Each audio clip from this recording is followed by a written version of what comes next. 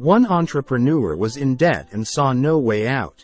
Creditors pressed him. Suppliers demanded payment. He sat on a park bench with his head down, wondering what could save the company from bankruptcy.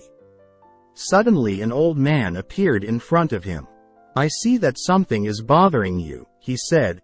After the old man listened to the entrepreneur, he said, "I think I can help you."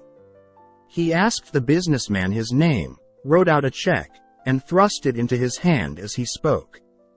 "Take this money. We'll meet here in exactly 1 year, and you can give them to me at that time."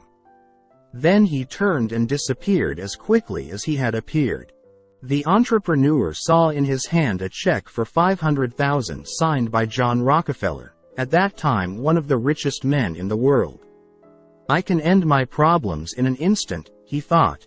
But instead, the entrepreneur decided to put the non-cash check in his safe.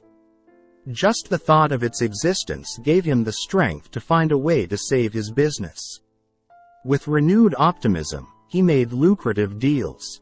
He managed to make several big deals.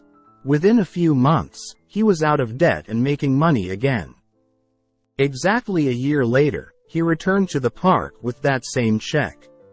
At the agreed time, the old man appeared again. And at that moment, when the entrepreneur was about to return the check and share his success story, a nurse ran up and grabbed the old man. "I'm so glad I caught it," she exclaimed. "I hope he didn't bother you. He always runs away from home and says that he is John Rockefeller."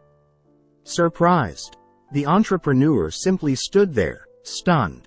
For an entire year he hustled and built a business, buying and selling, convinced that he had $500,000. Suddenly he realized that it was not money, real or imaginary, that turned his life upside down. It was his new confidence that gave him the strength to achieve everything that he now has.